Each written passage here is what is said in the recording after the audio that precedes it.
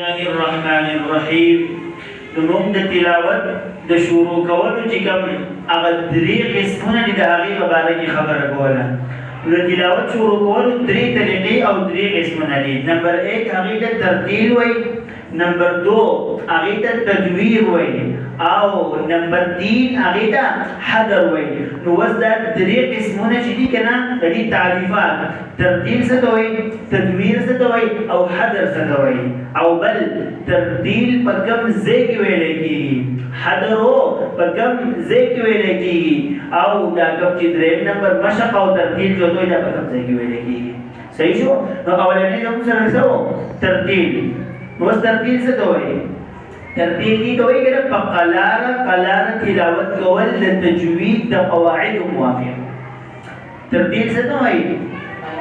په قلاره تلاوت کولو د تجوید د قواعدو موافق. مثال په توګه کې تاسو زوسو یې باندې شي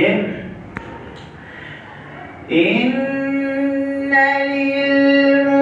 للمتقین مفازا حدائق وأعنابا وكواعب أترابا.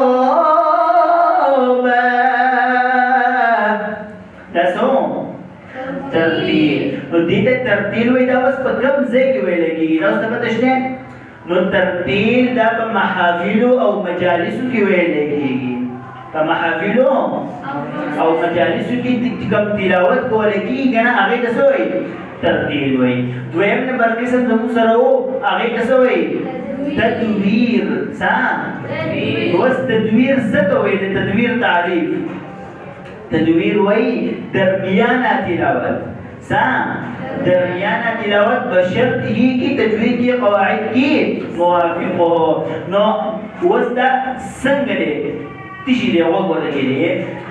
أعوذ بالله من الشيطان الرجيم بسم الله الرحمن الرحيم إن للمتقين مفازا حدائق وأعنابا وكواعب أترابا وكأسا دهاقا. ٹھیک ہے؟ یہ تو سوئی تدویر درمیانه تلاوت. اوس دا تلاوت په کوم ځای کې ویل غواړي؟ نو دا تلاوت په مانځه کې ویل غواړي. خلک مونځ کوي که نه مانځه ته مخکې شي، نو دا تلاوت به په مانځه کې وایي. په فرض مانځه کې داسې تلاوت کولی کېږي، یا سړی هسې ناست څوک وایي چې راشه ما ته تلاوت وکړه، نو دا تلاوت کولی کېږي. دې ته درمیانه تلاوت وایي. او کوم چې درېیم قسم او آخري قسم دی زموږ سره، نو هغې ته څه وایي؟ حذر. اوس حذر څه ته وایي؟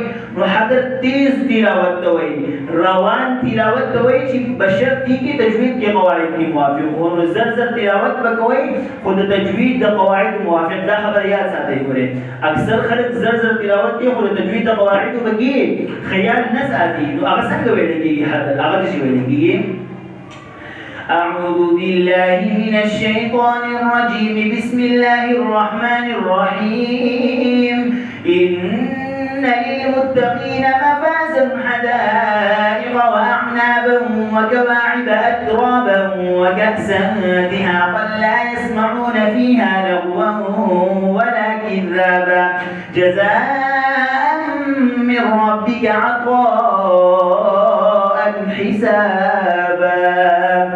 نو دیتا سنم وی دیتا حذر ویلگی. دا دریم نمبر تلاوت دی، او دا اوس په کوم ځای کې ویلګي؟ نو دا په تراویحو کې ویلګي. دا په کوم ځای کې ویلګي؟ دا په تراویحو کې ویلګي. کله چې خلک مخکې شي که نه په روژه کې تراویحو ته، نو هلته چې کوم انداز دی زر نو دا به زر وایو، خو په شرط کې تجوید کې قواعد کې موافق وو. نو څنګه چې موږ تاسو وی که نه نو دغه شانې به یې وایو. الله پاک دې په دې باندې موږ ټول عمل کولو توفیق را نصیب کړي. آمین.